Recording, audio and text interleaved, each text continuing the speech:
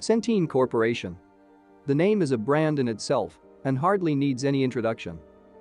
Developed as a non-profit Medicaid plan by a former hospital bookkeeper, Elizabeth Betty Brinn, Centene today is a multi-line managed care company, serving as a provider for both government-sponsored and privately insured healthcare programs. To its recent achievement, it ranked number 24 on the 2021 Fortune 500 largest companies. It had covered a long journey, from being a business that started from the basement of Family Hospital in Milwaukee, built on guiding principles shaped by the experiences of its founder, who grew up in a Milwaukee County orphanage. With more than 3 decades of experience in operating government-sponsored programs, as well as privately insured healthcare programs, Centene stands tall, boasting of understanding the unique needs of the communities and making advancements in their healthcare models as suited best for the people they serve.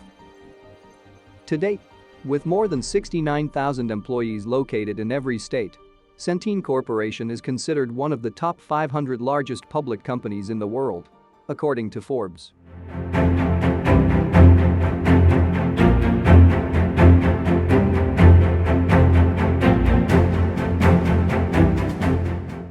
Welcome back. I hope you are doing well.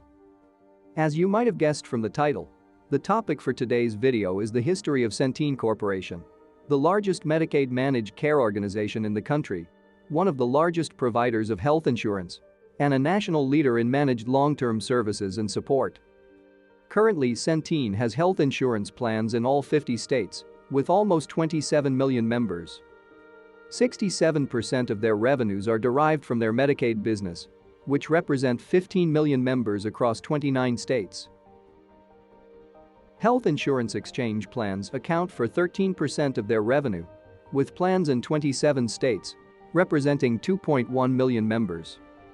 Medicare Advantage plans represent 14% of Centene's revenues, with 1.3 million members across 36 states. Centene also has innovative products, which represent those who are incarcerated through their correctional programs across 20 states. They also work with veterans of the United States military in 20 states with the TRICARE program.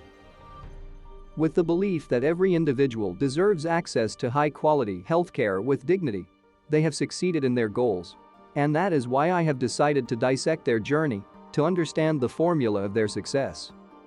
It is an amazing opportunity for young entrepreneurs and individuals related to the medical field, because we are going to unveil the lifelong journey of the Centene Corporation.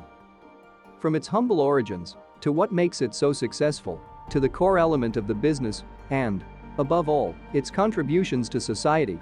So make sure to stay glued to the screen and watch the video till the end. But if you are new to the channel, please take this moment to subscribe and hit the bell icon. This is the history of Centene Corporation.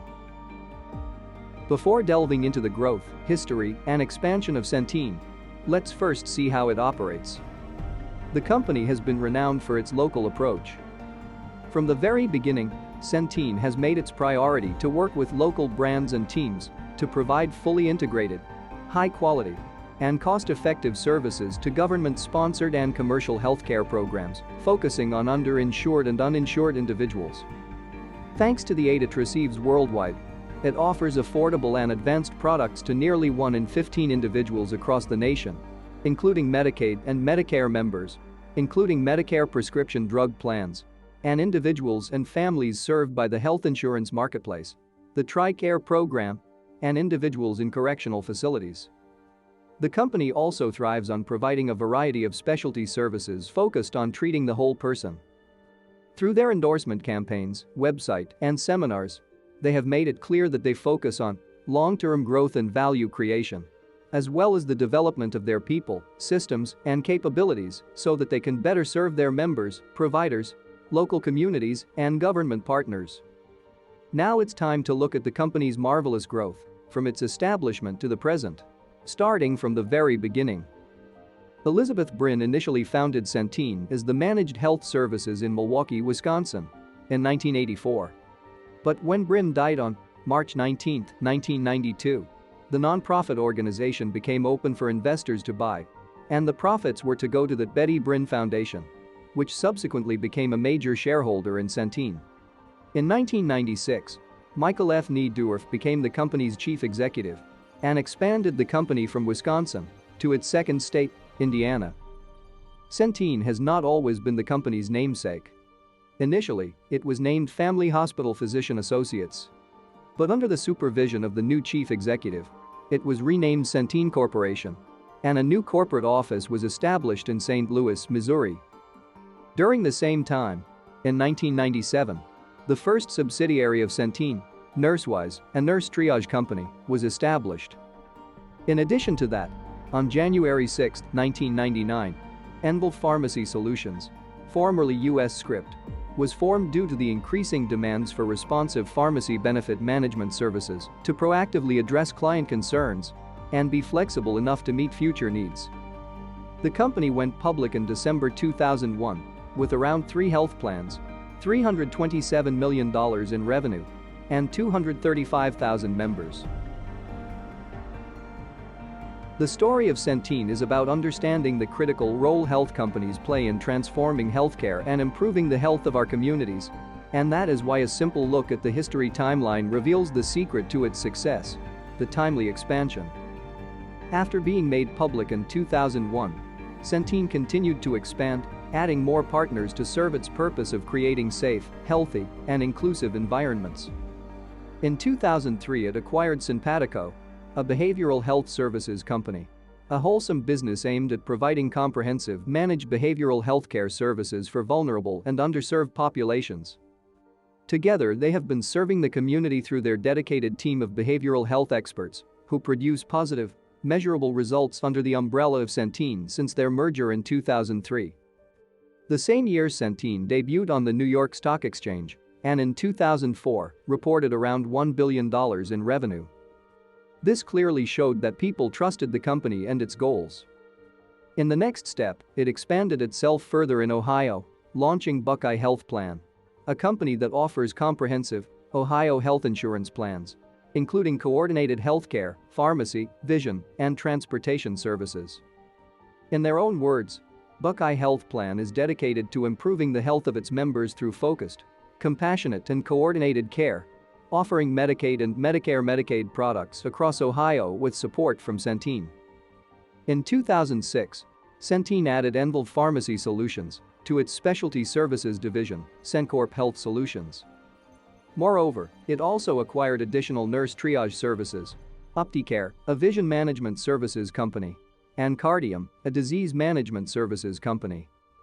These companies currently operate as Envolve, with an emphasis on providing complete customer care. In the same year, it established health plans in Georgia and Arizona.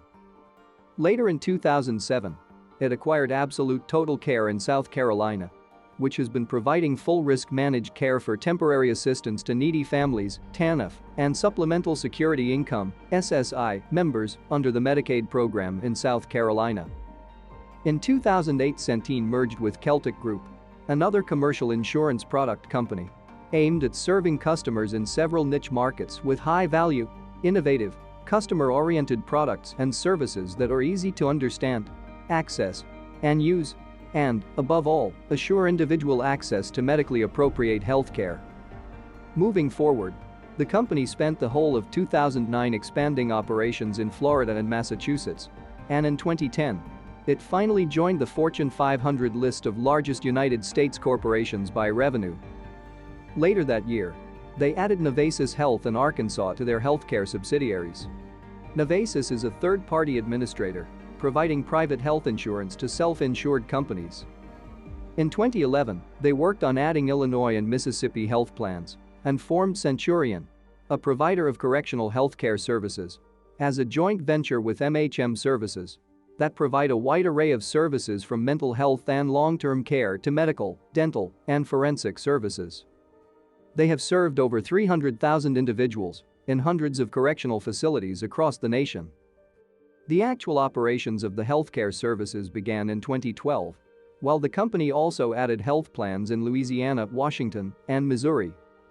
2013, Centene reached $10 billion in revenue and served 2.7 million members. It also acquired Acaria Health, a specialty pharmacy benefit management services company, and Kansas, New Hampshire, and California health plans. Acaria Health added great value to the company as they specialize in pharmacy services that empower those living with complex and chronic health conditions, placing patients at the center of care planning to improve health outcomes. In 2014, Centene started the Better brand for health insurance marketplace products. The firm also entered 2 international markets, Spain and the United Kingdom, through adding United States Medical Management (USMM) and an in-home health services company. Centene also began offering state-run health insurance exchange programs created through Affordable Care Act. On July 2, 2015, Centene announced the acquisition of HealthNet, which thrives in providing health coverage for every stage of life and advancing health equity with innovative approaches to care.